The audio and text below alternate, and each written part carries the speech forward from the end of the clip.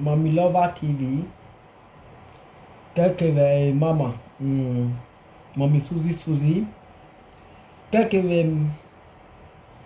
comment dame no waro. Mommy Mulia Kesi. Owo menya. Iyana osenya hin. I mean, you don't like po.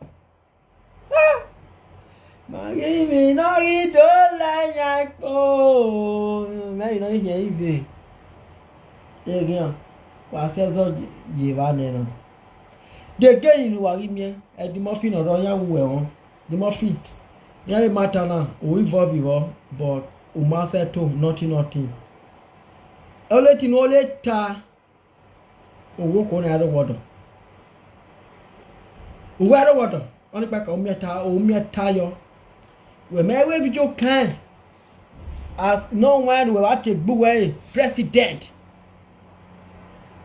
of Guinness record in a row or medium. We may settle ya, ma ti settle ya wa. Ma settle ya be Facebook. Down in the web.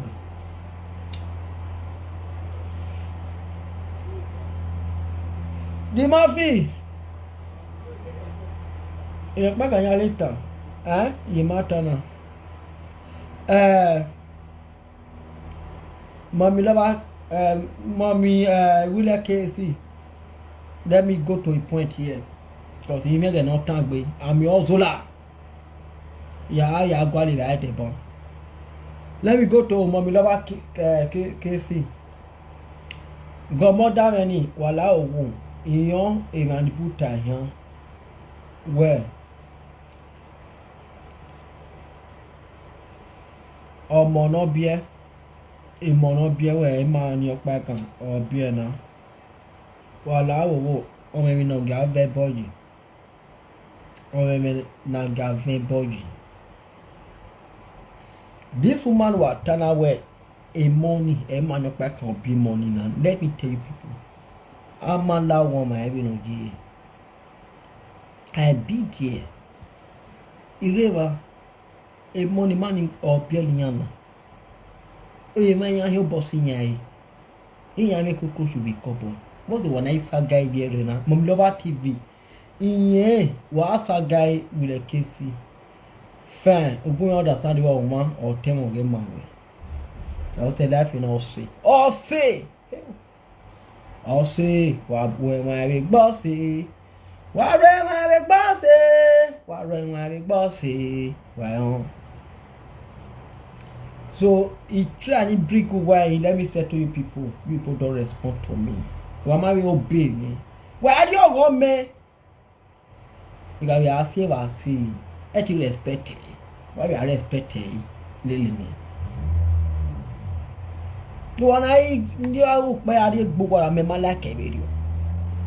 Again, what you? You are loud one measure you talk. Oh, go man, why are you? Ni adore woni gbe ero akon ame gbagunya be seto wa mo ezofo a o ire du tamiyan wa mo emi nya woni amo ezofo Mommy Suzy ije ewe hin mama wa ge we buna ya fefe wo ino wa aniyan to start with we ni ya ge wo ibe ije wo ibo ya we e hore e we yan hin viyan alon Chiyan wa seto issue na wa mo ye mi janre okuna ri alo ye ko o bi a representer ojo yi won yan tv ba team ojo yi ola ke presenter me ma mi oko no bi me na me ni presenter o wa no give me wa give you we no be fun eko wa ma wala o on ma say na here do be amu ade social media do a big great no. So mommy Suzy wa be gba agbara pupo ni ne we la o we gba agbara pupo ni ne ije ewe yin we be mu ije ne we if it's only that my low is a respect to you are a mother you are a grandmother mama wa Suzy wa me video na girl nom yon lao You boy away hurry. You were young. I worry you wave your cow. I do your friend while stop pay. Wa go get tired or go. Cause they got a go on. A president, you know, you the Murphy or river. A matter now, or second or day, you cannot breathe there and settle there.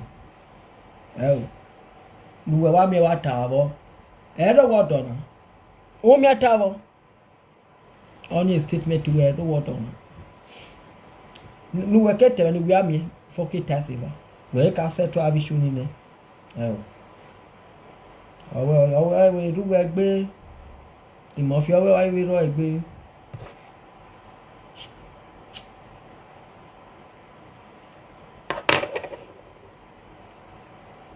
I will work by the Buffy. Again, not the hour now. Why told I ask a guy, Ije mark by Maiva. Ije not ye the car tactics of John will be no more. Oh, why you know where might take Balgo? Ije no way to go Balmo, ego no ya dowa. Oh, I tell you, might take Balgo. Ije wo move bie no be domoji no mo wa ewa wo mighty gba ogomo ije no mo be tama wege afiye mo mi we have the charge so wa ne wo bie ni ije no be cha blast no mo no vie fa mo hospital ije ni o be domoniji ho vie before we are blast ke mo o mo hospital we mo of ya hospital na do me ogbo na do zoom down very do ije ni no be do omoji e wa itaye o me ti igba ogomo ibi edo onuwa na onuwa ba ge mu wa fi emi ikata ko ni oba me o mo gbogbo ani presenters so o giri su wa gbe ere goge iko pa me la jo ni je black awe ije again now in the hour now if you are bad again now they not tear no we mami ane o we do about there o ma gba ore obi o ma pe na e take do ade we no we video ni we mami ave video ni we wo we do la ja do apologize mo wa yo ya mi wa la jan wa azu wa ma so ebo egbelu wa so de ni ka pe won wa yo ni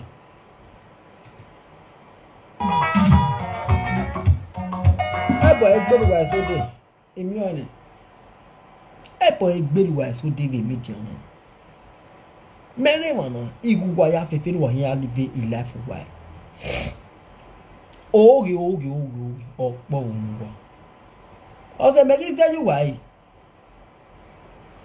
because why me ma ta wayita why togi why tagbera why tagbaire ke wona do togi ji minister boy bi de why je ni ke ya he in why talo we say ni Facebook ati ekin waje e waje every popo ekin wari me ni won aru de bedun e waje e wa ri me ji we gba ni waje minister bonona me like if stage away why as well so anytime eta mommy lover TV where we lao imi abi mi we you boy away hurry le bagon to bagon why is aga gbogbo wa settle gbogbo eri ona tamona eri ona ma Eriona tamona wa file nini kwa Eriona tamona wa file kwa nogi ya we kia ve Italy uto ojo no ona ya ri kia wa da ba o ori kia Momloba TV ori kia wa ti ai ojo ona ya ri kia ni me mamie ogi me jai na me mamie presenter si wo ku no be mo ge give me ni Starboy o gi me nya te wa la nya wa la e ja mu la ya video ya mo la ja o ni e ya gba lo wa ta o digba e ya gba lo be ma mi wa ta lo wa mi no mi na wa we ge e sa le be no wa ti o ge ya gbe won Ikwedo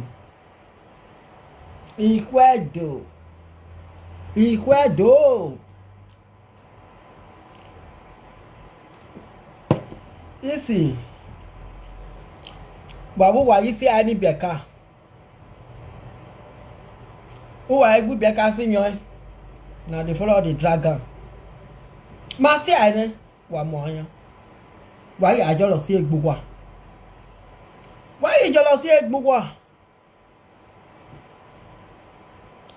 they say I have a presenter I have you have I was see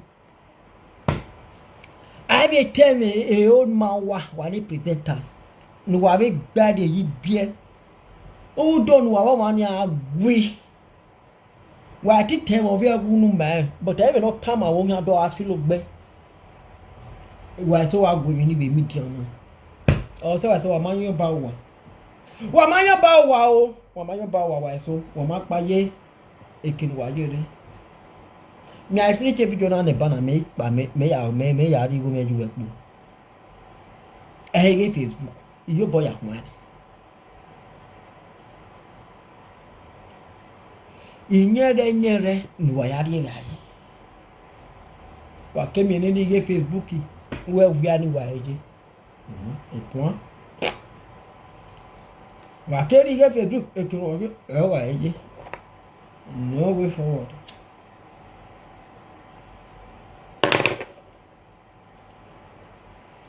no way forward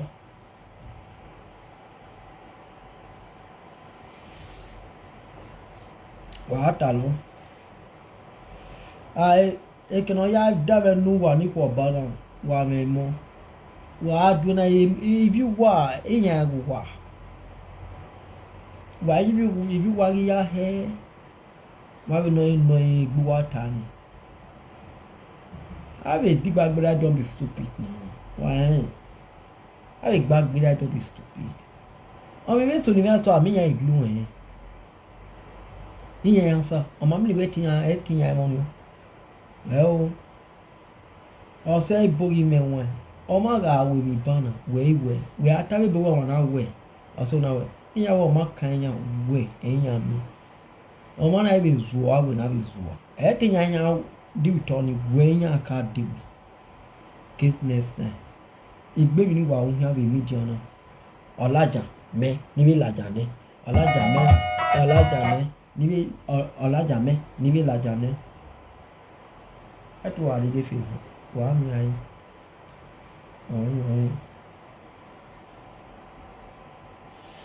wa mi ge Facebook ni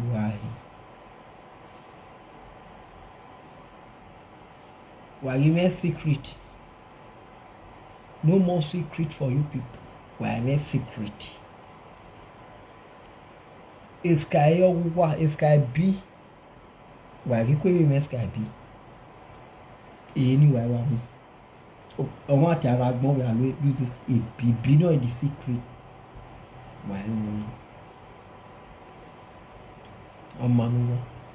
Wala de ye recorder. No, you record on.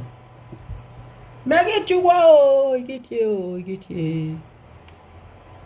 Then why we record when I will make a I will get a Starboy. Hey, go ya fair worry. It's so wow, yeah. So yari. Because I know you done why you. I'm married you must save Facebook while screenshot ever. Ama you must say was screenshot ever. No you wa je upon o papa was screenshot ever. Have we. Have screenshot have a record. Yes. Wa me bon ne bona ban no abege na be so man ya na mo ku ifo na we beach. Wa ma ya video wo nya do ado mu Facebook. Et was. Wa ya. Wa ya tan. Abe wu. Wa to wa mo re gboto. Na jo na kan for ground. Biti. Empty basket or whatever you want. So, when you present as so empty basket. Ekwe mo wa. Meno ko asi Morocco mena. Meno samuji hole samudi partout no de Morocco. Quelqu'un veut deux portable là. Voilà, c'est bien. Ouais, c'est ouais, c'est ça gagne ce que j'ai moi. Quel va tu na Morocco là ya kion na moi. Oti saga. Il est bébé ben au revoir. Dia wa gome. Era na biado. Mommy Suzy. You gotta follow again to like a video again. But mommy Suzy. Where te je venya o, ni na ewe. Where te je venya, e ya be change you where di mo boa. The change you for mama Suzy. Say madam wa book baby Facebook. Bad people fool this Facebook. Bad people. Wicked people fool this Facebook. Et madame for Facebook, you know. Monte. Bad people, you fool this Facebook. We just like to you destroy. Maybe we just scatter. May scatter. May they call the parents, they're not fit. They're not going to fit, oh. If the few talk to they'll sit down when you not get viewer. Because of viewers, all of them don't fall for problem to problem. Because of the 5 followers. They want monetize. They want show Facebook money. When I go see some of their some of the family life, they don't take care of their children. Over their self, they don't take care of their self. Over their environment are dirty. Get me for the Cali fine person.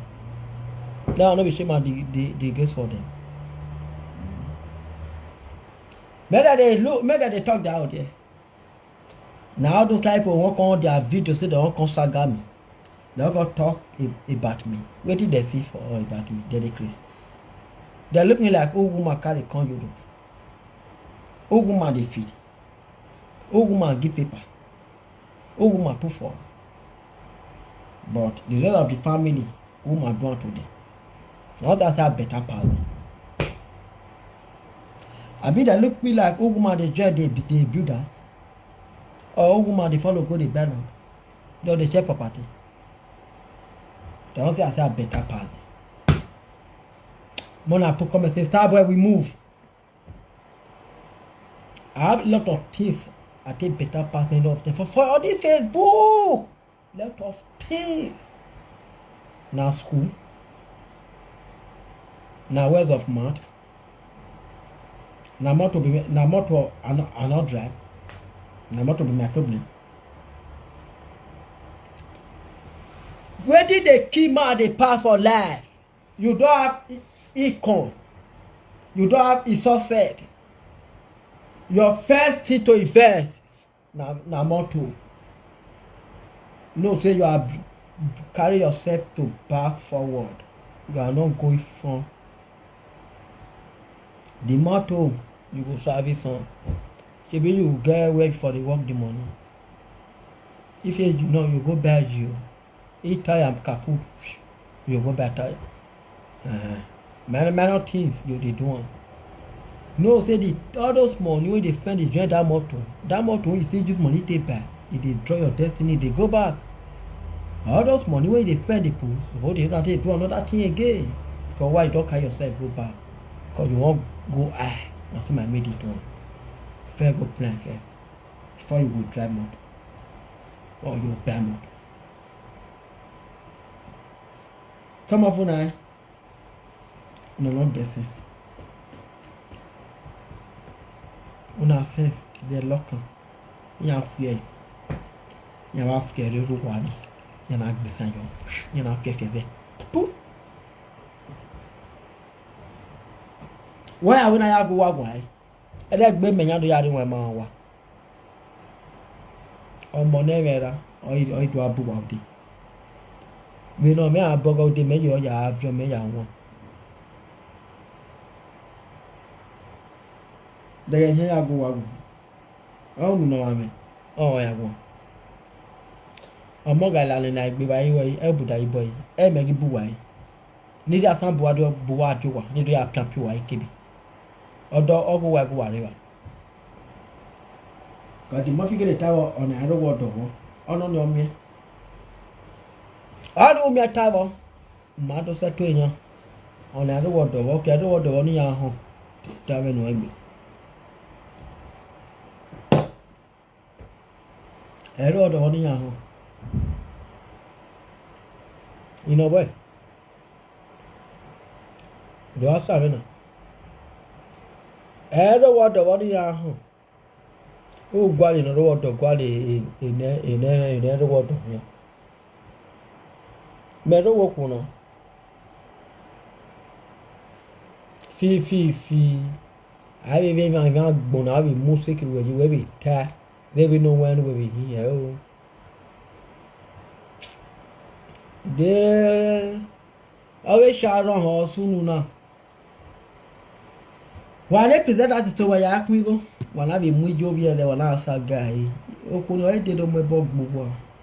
Igbina ye wo gege ni. Ye perform ya na ya fi music ni. Ya fi music ni ye. E ru ata e ri odeji. Mo go party. Bunya udemi. Ude maribu. Na re na ya pe gbe mi ti. No ya wo. No tami no ma wo ya wo. No ma wo wa fi da kwa. Eze mo. Mo mi lo ba ke si me ego mo da mi. Mo mi lo ba TV. Mo mi Suzy. Wo mi mommy eyan wa yin. Agbon mo wo. Wa se to egbu wa. Wa ro pa o yan mi wo. E no na tamo no na tamo no na. E no na tamo na. O keke nu wa do bi Facebook. Wa di gbagbera ni. A di gbagbera ni. Wa na ti we mi e vero. E do na tamo no na. E do wa hin ya je gbe yan. Mommy lo ba ke si wa mi ma we jeje e ma we hin we. Mama Suzy we oche ma we hin be obopa we. Mama Suzy we oche ma we hin. We mommy Suzy mommy lo ba ke si na. E je ma we hin. We otun o bie no. No bia. Mama ege ejeje bo ya fe yin. Bo wa ya kun ya ri gbogbo. Wa ya ko ya ri gbogbo. Mami lo ba TV me. Fe iyen we ri omo emi mommy wule kisi yobo. But when we mommy lo ba TV we calm down. O wa ni lucky we. O ni ma ise na we ya. We all that sabe di gbagbera ni. Wa gun di iwan re. Hou dat zomergevoel vast. Zo makkelijk is het. Maak nu jouw fotoboek.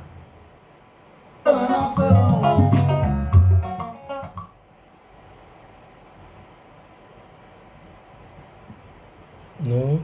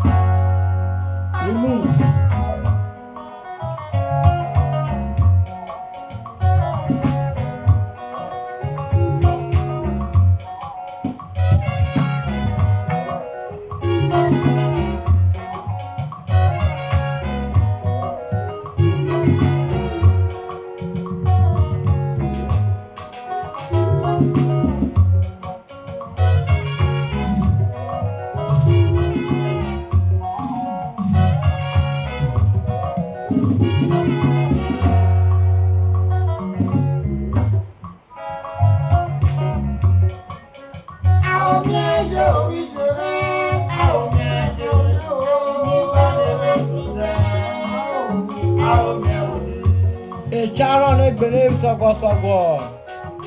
Odi agwa. Iro pe da ko.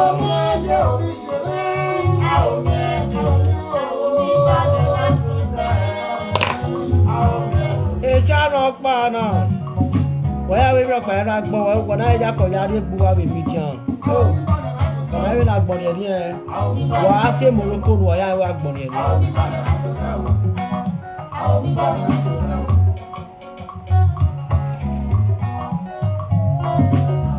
Was the yard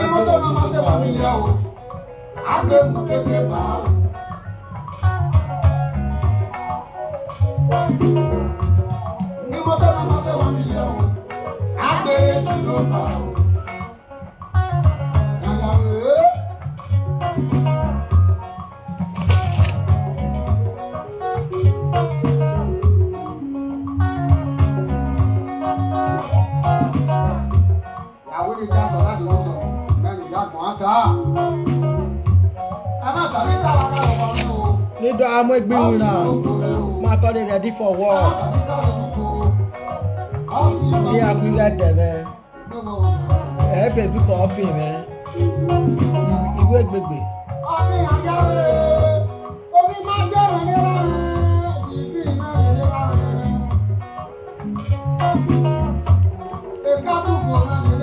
My body ready for work. Now we are going to go. Nee, I get Starboy. Trying to tonen, dus ja, dan doe je dat Well, niet. boy, I'm your Zou ballen uit. Ja, het breekt je op en ja, het gaat natuurlijk veel mis. Maar het ging op gelukkig.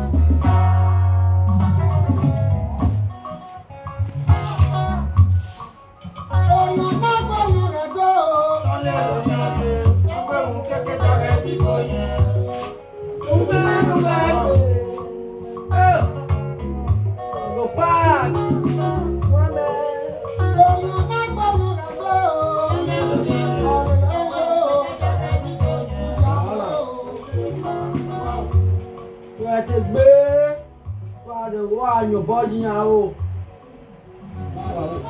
Hug me.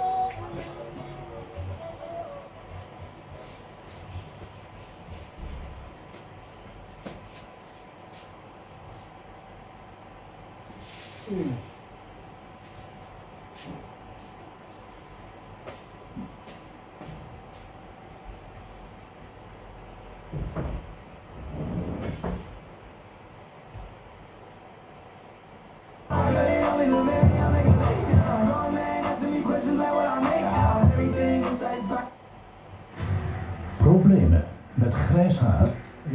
Problemen. De nieuwe Alpecin Grey Attack.